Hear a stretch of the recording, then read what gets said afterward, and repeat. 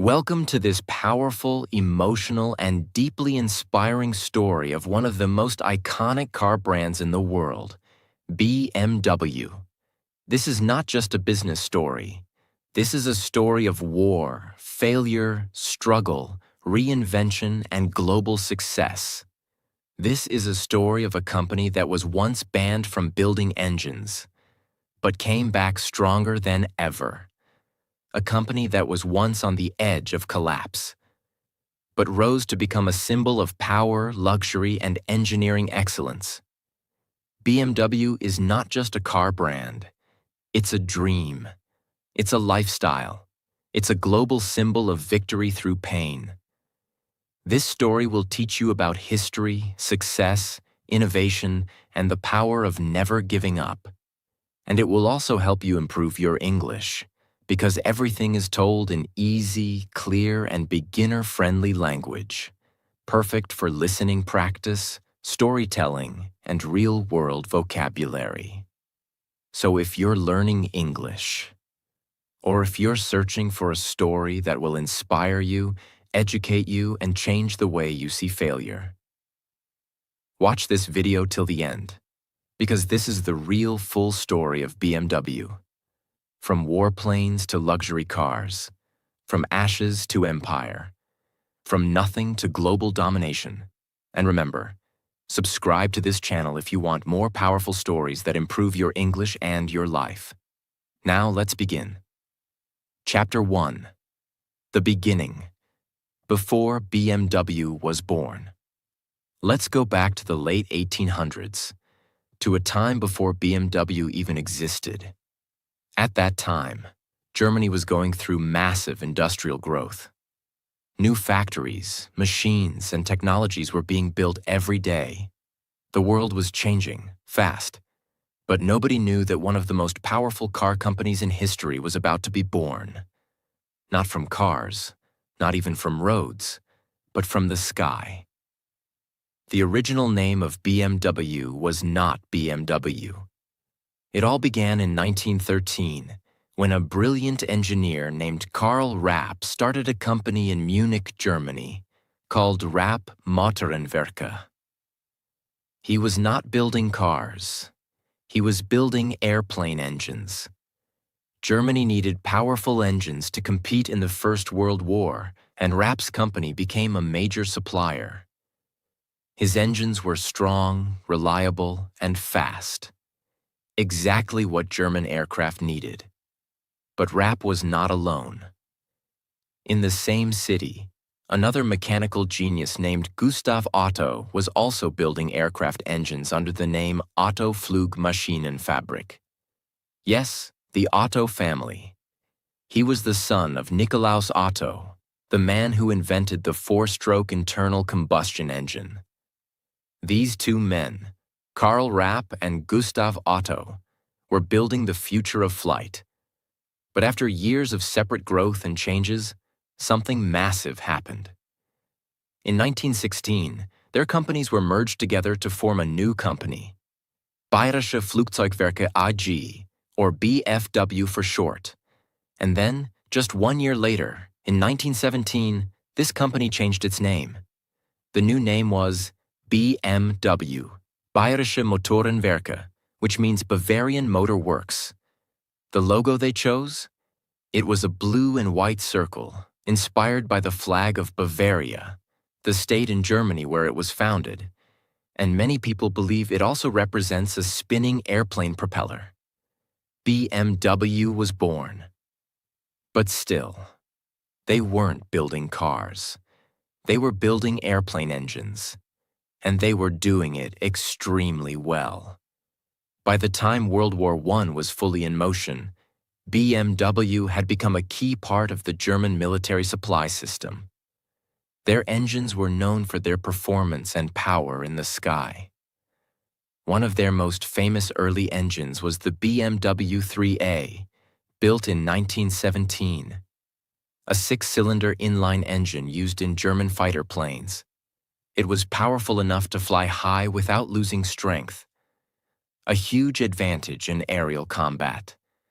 But then, everything changed. Germany lost the war in 1918, and the Treaty of Versailles, signed in 1919, banned Germany from producing aircraft or aircraft engines.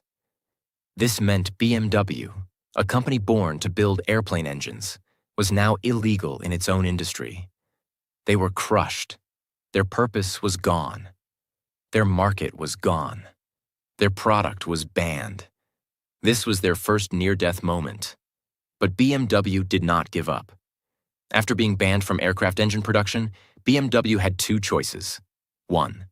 Close the company and disappear. 2. Reinvent themselves.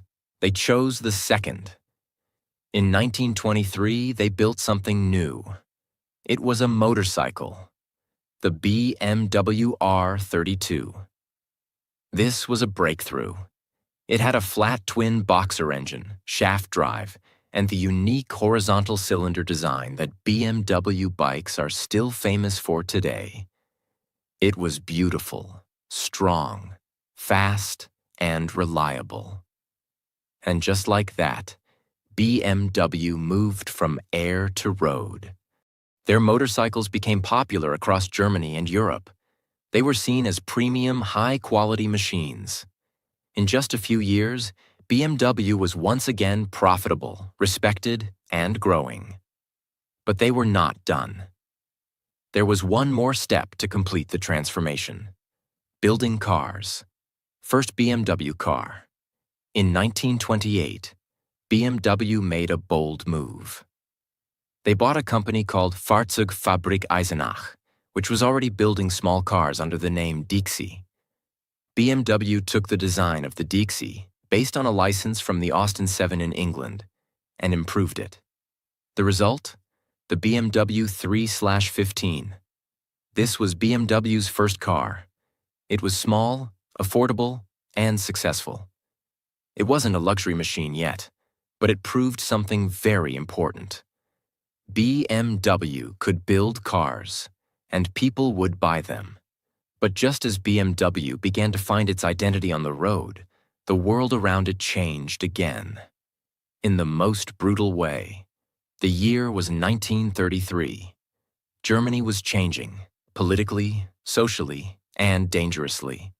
Adolf Hitler and the Nazi Party had come to power, and their focus was clear: military expansion, more weapons, more planes, more tanks, more war. And for a company like BMW, whose roots were in engineering powerful engines, that meant one thing: BMW was pulled back into the world of military production.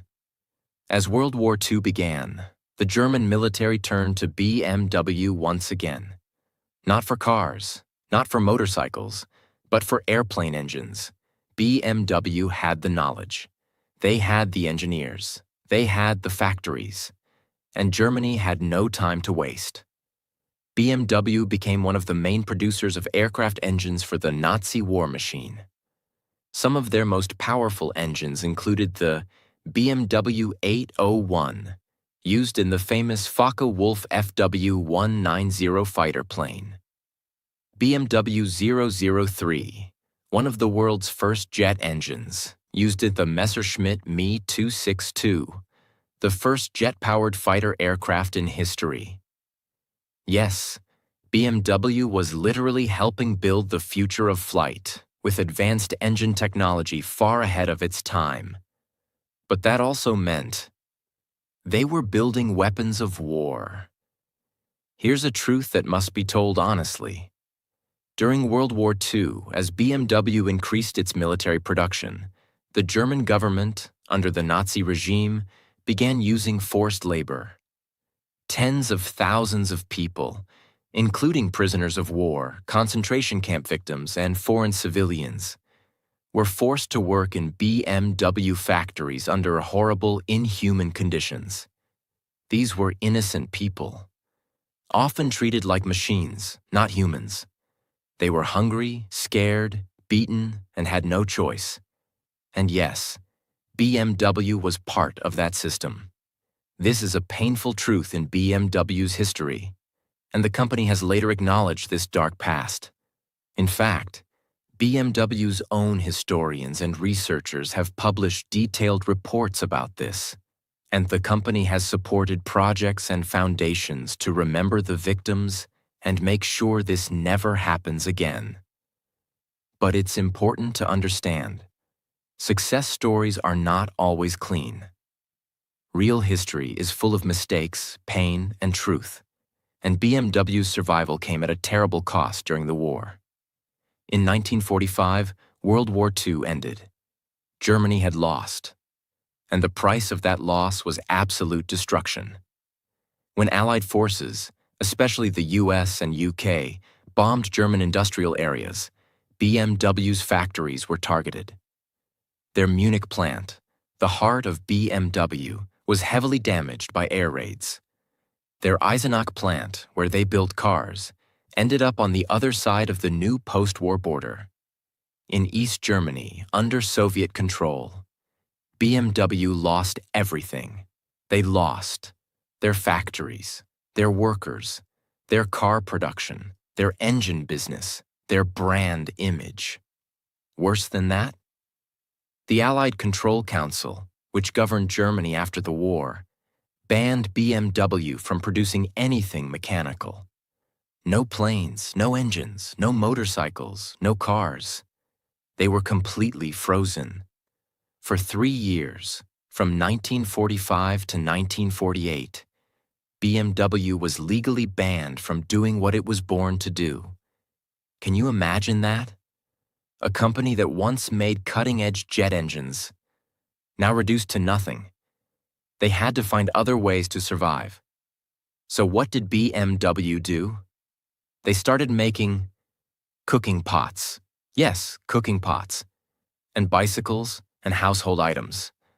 Anything that could be made from scrap aluminum left from bombed aircraft and engine parts.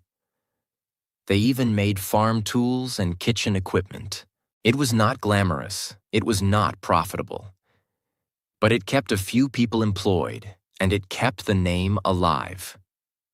By 1948, BMW was allowed to restart limited production, but only for motorcycles. They brought back the BMW R24, a single-cylinder motorcycle. It sold reasonably well, but not enough. In 1951, BMW tried to get back into car production with the BMW 501, a luxury sedan. But here was the problem. The car was too expensive to build. The car was too slow compared to competitors. The car was too expensive for post-war Germans to afford. BMW was bleeding money. The company had fewer than 10,000 employees. They were losing money every single year. By 1959, BMW was almost bankrupt. They were worth almost nothing. They couldn't pay debts. They couldn't compete with Mercedes-Benz, which was dominating the luxury segment. A deal was proposed to sell BMW completely to Mercedes-Benz. Yes, BMW was almost swallowed up by its biggest rival. It was almost gone forever. But then, something happened that saved BMW's life. A man named Herbert Quandt, a powerful German industrialist, saw what was happening. He believed in BMW, even when everyone else thought it was finished. Even when Mercedes was ready to buy it. He said no. He personally invested millions of dollars, in today's money over $100 million, into BMW. He took major control of the company.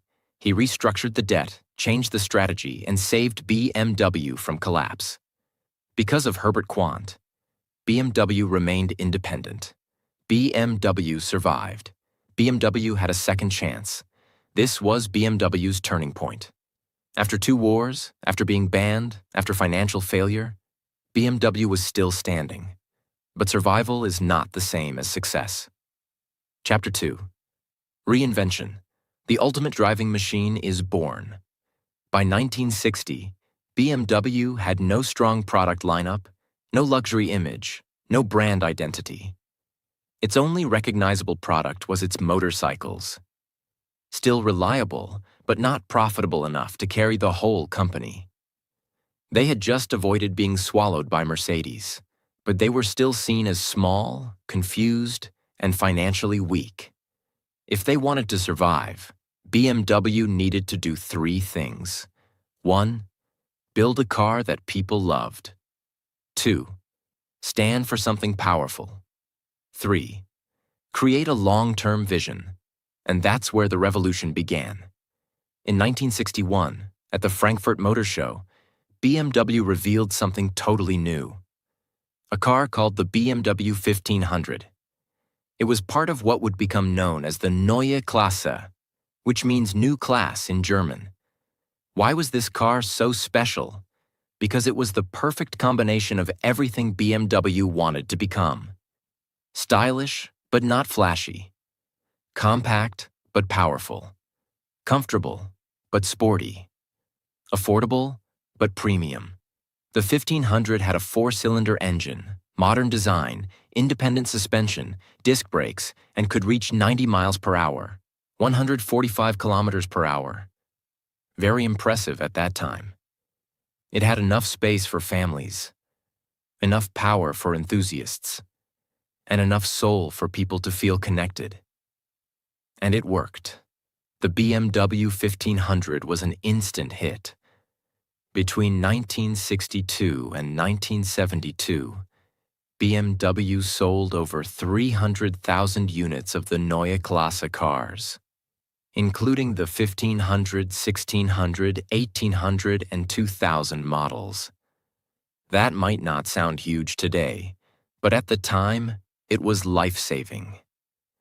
BMW went from losing money to becoming profitable again. They expanded production, hired more workers, and began investing in new research and design. For the first time in decades, BMW had a future. What made BMW different was not just engineering. It was the feeling they gave the driver. BMW didn't want to copy Mercedes-Benz. They didn't want to build big, heavy, slow luxury sedans. Instead, they focused on something different. Driving pleasure. They wanted to build sporty cars, not just comfortable ones. They wanted cars that moved fast, turned smooth, and felt alive in your hands. BMW started calling this idea Freude am Fahren in German, which means the joy of driving. Later, this would become the famous slogan, the ultimate driving machine. It was simple, powerful, emotional. BMW was not just selling cars, they were selling a feeling of freedom. In the late 1960s, BMW began looking outside Germany. They knew the real money was in the United States, the United Kingdom, Asia, especially Japan.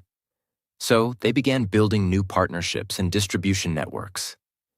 In 1972, BMW of North America was officially created. Why was this important? Because America was car-obsessed, and it was home to muscle cars, racing culture, and car magazines. If BMW could succeed there, they could succeed anywhere. And guess what? They did. BMW drivers in the US loved the balance of European engineering and sporty performance. It felt like nothing else on the road. The BMW 2002, released in 1968, became a cult car in the US. It looked simple but drove like a beast. Car and Driver magazine called it one of the greatest cars ever made. And sales exploded. By 1975, BMW had become a respected international brand.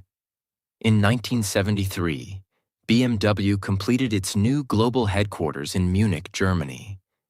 It was shaped like a 4-cylinder engine, a bold symbol of BMW's engineering soul. Next to it, they built the BMW Museum, shaped like a giant bowl. These buildings weren't just offices, they were statements. BMW was saying to the world, we are not just a car company. We are an engineering legacy, and that blue and white circular logo, it became a global symbol of precision, elegance, passion, speed, power. Now comes one of the most important moments in BMW history. Between 1972 and 1977, BMW launched the three core models that still define the company today. 1. BMW 5 Series, 1972. Midsize luxury sedan. Perfect for families and executives. Balanced, beautiful, reliable. 2. BMW 3 Series, 1975. Compact sports sedan. Affordable but fast. Became BMW's best-selling car of all time. Still exists today. More than 16 million sold. 3. BMW 7 Series, 1977. Full-size luxury sedan. Designed to compete directly with Mercedes-Benz S-Class. Elegant, high-tech, and powerful. This wasn't random. BMW was organizing its identity. Each model had a number for the class, and more numbers for the engine. Suddenly, the world began to understand the BMW system. They weren't just buying a car, they were joining a club. By 1980, BMW was no longer just surviving. It was thriving. Some numbers to show the transformation. In 1960, BMW made around 20,000 cars per year. By 1980, BMW was making over 350,000 cars per year. By 1990, that number crossed 550,000 per year. Their revenue in 1990 was around $21 billion, adjusted for inflation. Their cars were sold in over 120 countries. Their motorcycles were still respected. Their engineering department was working on next-gen engines, design, and even concept cars. From a company that once made cooking pots to survive, BMW was now a symbol of power and success. By the end of the 1980s, BMW had established itself as a world-class brand, no longer struggling, no longer in survival mode, but thriving, expanding, and winning. They had created the 3 Series, 5 Series, and 7 Series, opened new factories, and entered major markets like America, Japan, and the Middle East. But BMW didn't want to be just a car manufacturer. They wanted to be known as the heartbeat of driving passion, a brand that represented adrenaline, precision, luxury, and power, all in one. To do that, they had to do something bold. They had to enter the world of speed. BMW knew that to prove its engineering dominance, it had to win on the racetrack. And so, in the 1970s and 80s, they began pouring their soul into motorsport.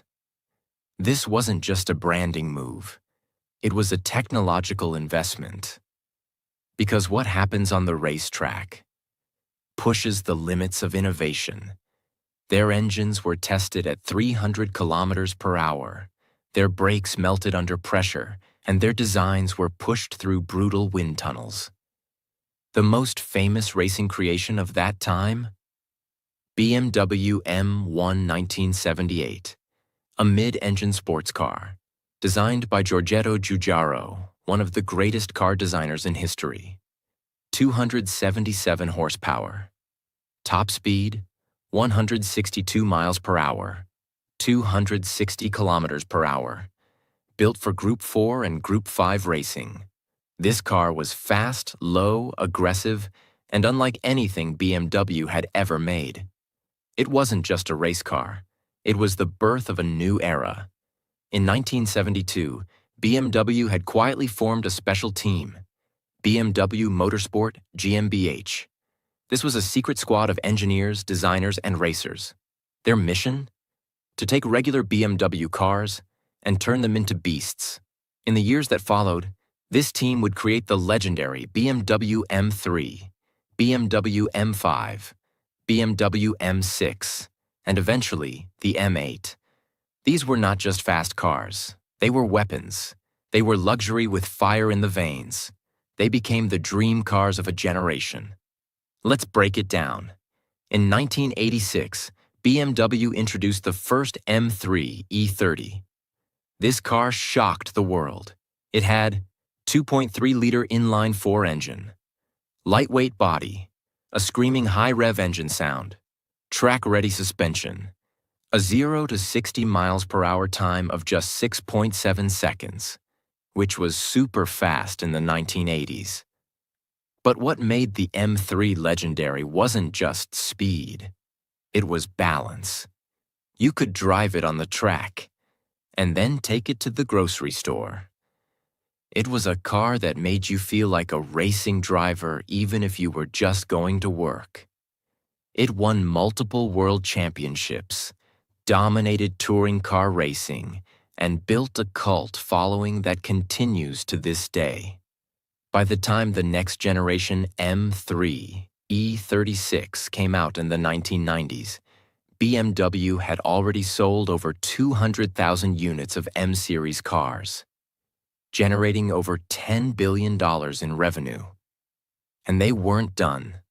As the 1990s began, BMW's identity was fully clear. It was not just luxury like Mercedes.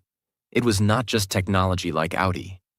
It was the ultimate combination of style, sport, and soul.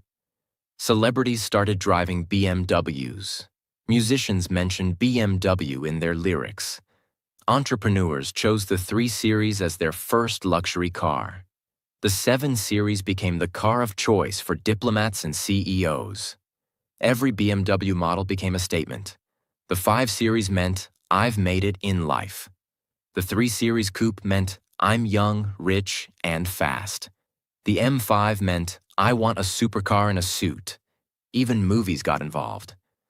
James Bond drove a BMW 750 IL in Tomorrow Never Dies, 1997. Mission: Impossible featured BMW M5 chases. BMW Films was launched. Short cinematic films starring Clive Owen, made to show the emotion of driving. This was brilliant marketing. BMW was no longer just a company. It had become a culture. With growing demand, BMW had to scale fast. They opened or expanded production in Germany, Munich, Dingolfing, Regensburg; South Africa, Rosslyn Plant; United States, Spartanburg, South Carolina, opened in 1994; China, joint ventures in Shenyang; India, Brazil, and more. The Spartanburg plant became a major part of BMW's global strategy. By the early 2000s, it was producing more than 1,000 cars a day, mostly X-Series SUVs, which were booming in demand. Let's look at the numbers to see the transformation. In 1990, BMW sold about 560,000 cars. Revenue, approximately $21 billion. In 2000, sales crossed 1 million units. Revenue, $45 billion. Net profit, over $2 billion. By 2010, BMW Group, including Mini and Rolls-Royce, sold over 1.4 million cars annually. Revenue, $80 billion. Net income, over $4 billion. In just 20 years, BMW had quadrupled in scale. BMW wasn't just chasing speed.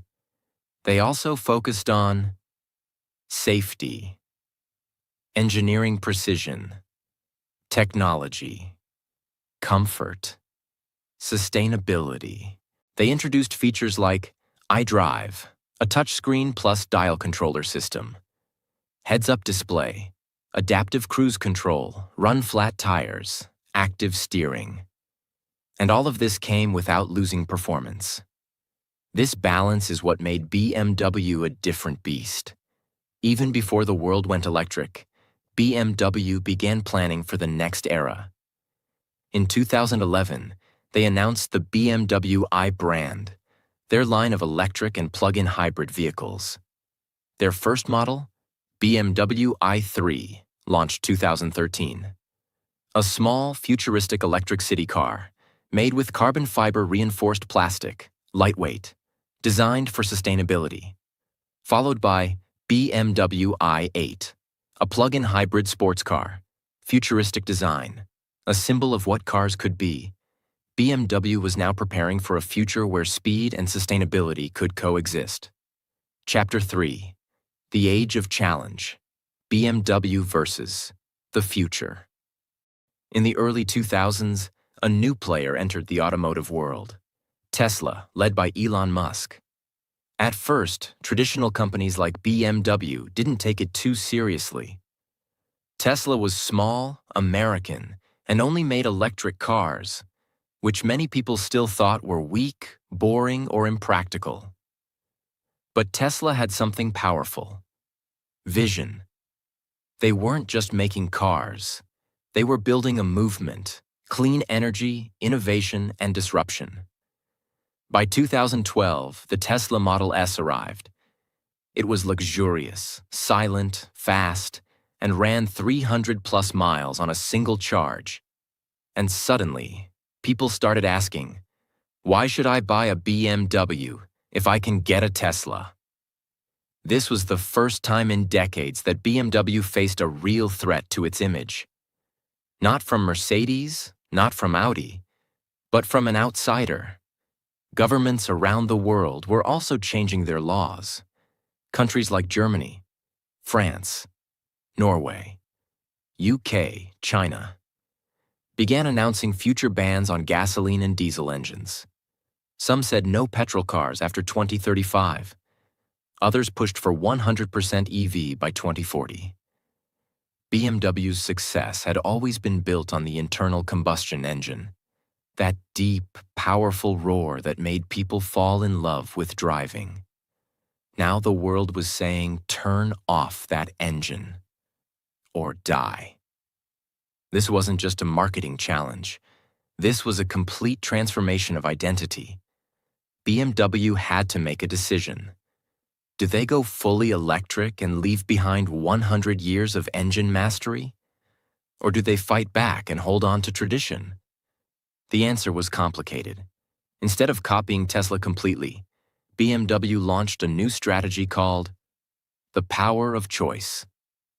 Their idea was this: we will give customers whatever powertrain they want: gasoline, diesel, hybrid, or electric.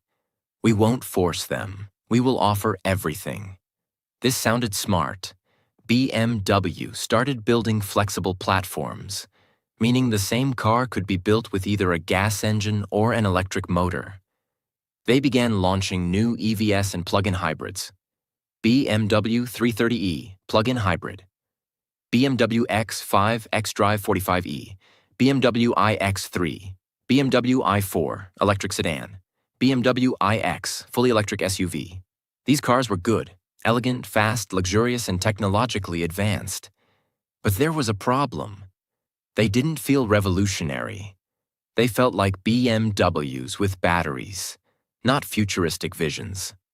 In comparison, Tesla was updating its cars over the air, offering autopilot, breaking 0 to 60 miles per hour records, building gigafactories in record time, making headlines daily. BMW's customers loved their cars, but the world's attention was shifting to newer, louder, faster-changing brands. In the 2020s, BMW made a bold design decision. They started releasing cars with huge front grilles, especially on the BMW 7 Series, BMW iX, BMW M3 and M4, G80/G82 models.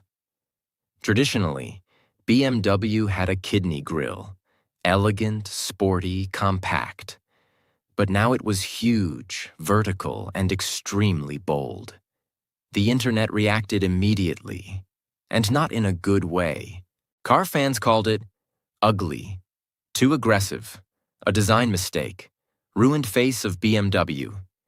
Even loyal fans started asking, what happened to BMW's design soul? But BMW stood firm. They said, if people are talking, we're doing something right. We don't want to be boring. It was a risky move, but it created massive attention. BMW made headlines around the world. Some people hated it, others loved it, but no one ignored it. Despite the challenges, BMW remained financially strong. Let's look at the numbers. 2015. Revenue, $100 billion. Net profit, $7 billion. Cars sold, 2.25 million. 2020, pandemic year. Revenue, $106 billion. Net profit, $4.7 billion. Cars sold, 2.3 million. 2023. Revenue, $157 billion. Net profit, $18 billion. Over 2.5 million cars sold. Over 376,000 electric vehicles sold, including hybrids and full EVs. BMW was not dying. It was adapting, but slowly and carefully. BMW also began focusing heavily on technology, voice assistants inside the car, digital dashboards, BMW Operating System 8, over-the-air software updates, gesture control, integration with Apple CarPlay and Android Auto. They also began partnering with tech companies for autonomous driving, smart parking, artificial intelligence inside the car. They created the BMW Digital Key, allowing your phone to become your car key. The company was sending a clear message. We are not just about engines anymore. We are about innovation. One of BMW's smartest moves in the 2020s was rethinking its brand message. Instead of only focusing on horsepower, top speed, 0 to 60 numbers, they began focusing more on joy, freedom, sustainability, emotion. They redesigned their logo in 2020, making it flat, modern, and minimal, a symbol of digital evolution. Their slogan also evolved from the ultimate driving machine to a more emotional approach, sheer driving pleasure. They wanted people to remember that a BMW is not just transportation. It's an experience. BMW also continued managing two of the most famous sub-brands in the world, Rolls-Royce, Mini. They had purchased Rolls-Royce in 1998 and Mini in 2000. Both brands were very different. Rolls-Royce, extreme luxury for billionaires. Mini, urban, fun, youthful cars with personality. But BMW handled both brilliantly. They kept the heritage, the design soul, the target audience, and still brought in modern tech, electric variants, and global sales. BMW's long-term strategy, called Neue Klasse, yes, same name as the 1960s revolution, was reintroduced.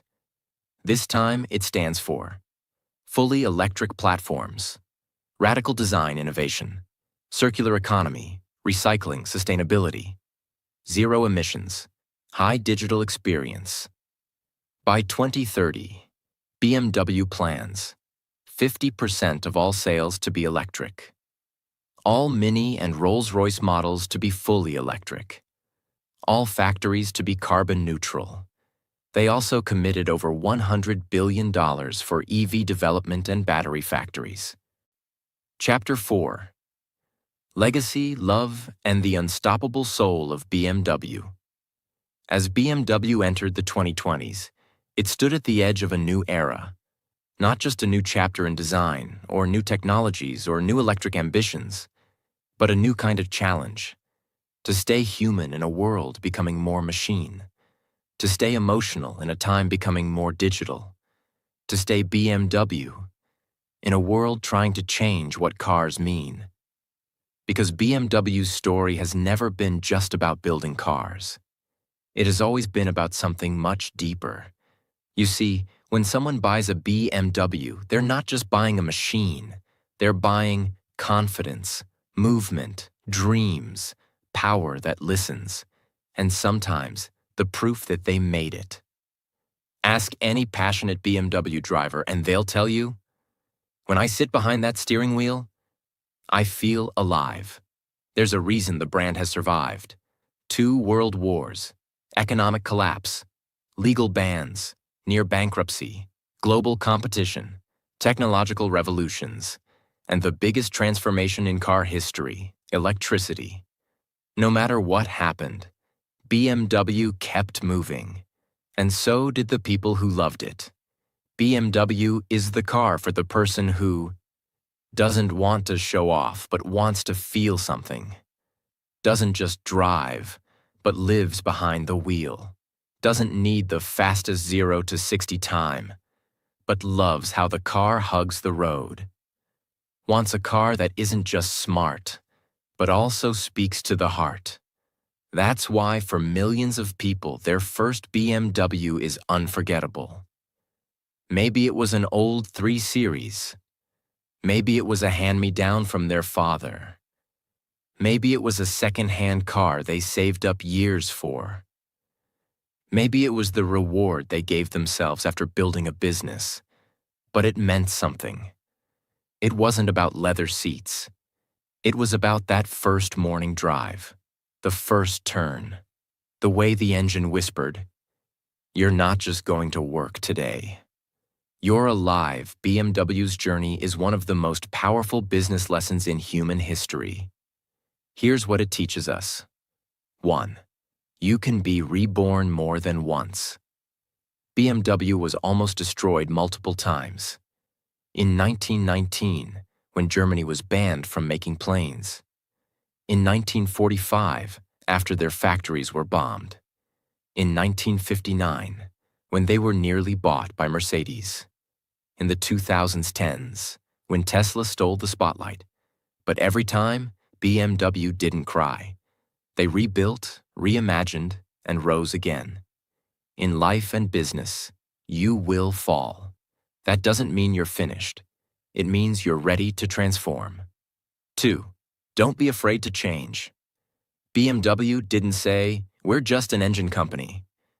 They became a motorcycle innovator, a car legend, a luxury designer, a racing champion, a technology leader, an electric pioneer. If they had refused to adapt, they would have been gone decades ago. If you don't change, the world will leave you behind. 3. Legacy is built through pain. People respect BMW not because it was perfect, but because it suffered, survived, and kept going. The beauty of BMW is in its imperfections. The wars it had to live through, the markets it lost, the mistakes it made, the criticism it faced. But the soul always remained. As of the latest numbers, BMW Group's total value is over $110 billion. Annual revenue exceeds $157 billion. Net profit over $18 billion per year. Employs 130,000 plus people globally. Presence in over 140 countries. Produces over 2.5 million vehicles every year. Electric and hybrid vehicles make up 25% plus of total sales. Owns and operates BMW, MINI, Rolls-Royce, and BMW Motorrad motorcycles. BMW is not just surviving, it's leading again. But now, the question is not just about money. It's about meaning. As AI grows, as roads become autonomous, as EVs become silent, will BMW's passion still matter? Yes, because BMW is preparing for a future that combines emotion with software, performance with electricity, heritage with innovation. Their upcoming Neue Klasse EVs promise to be faster than ever, more sustainable than ever, more digital than ever, yet still feel like BMWs behind the wheel. That's the secret. BMW refuses to let technology kill emotion. They want to prove you can still feel joy, even in the age of silence. You may never own a BMW. You may never drive one. But the story you've just heard is not really about a car. It's about a group of humans who refuse to quit. A company that rose from ashes, again and again. A symbol of reinvention. And a reminder that nothing is truly over until you give up. BMW lost everything, not once, not twice, but multiple times. And yet here they are. Still building, still racing, still dreaming. And maybe that's what you need right now too. Maybe your life has hit a wall. Maybe your dream feels broken. Maybe your identity is being tested. Maybe the world thinks your time is over. Let BMW remind you. You're allowed to collapse, but you are not allowed to stay down. You can reinvent. You can evolve. You can become the ultimate driving machine of your own life. BMW is not just a company. It's a lesson in courage, a story of speed, soul, and survival, and a reminder that every engine that stops can start again. Thank you for watching this full biography. And remember, this story wasn't just told for entertainment. It was told to improve your English, to inspire your mind, and to awaken your heart. If you learned something powerful today, if your English improved with this story, if you felt emotion from a brand's life story, then do one thing right now. Like, share, subscribe, because this channel is here to teach you English and also to change your life, one story at a time.